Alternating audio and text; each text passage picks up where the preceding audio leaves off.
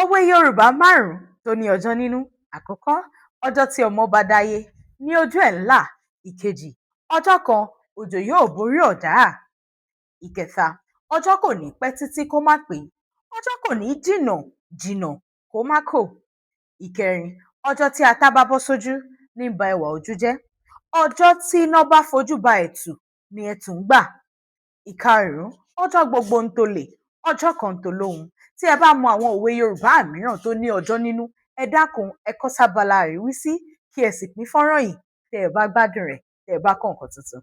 Orúkọ mi ni Àmọ̀kẹ́ ọmọ bàbá Àbílí onílù ní ìlú Òkè-Ò. Tẹ́ ẹ bá wá lẹ́ni tẹ́ ẹ fẹ́ kí, ẹni tẹ́ ẹ fẹ́ kì, ẹ fẹ́ polówó ọjà, ẹ fẹ́ ṣe ohunkóhun tó ní ṣe pẹ̀lú àṣà àti ìṣe ilẹ̀ Yorùbá, ẹ dákun ẹ gbé wá. Ìpàdé tún di inú fọ́nrán mi mìíràn. Ó tún tó dìgbà yẹn. Ire o, ire ni tiwa.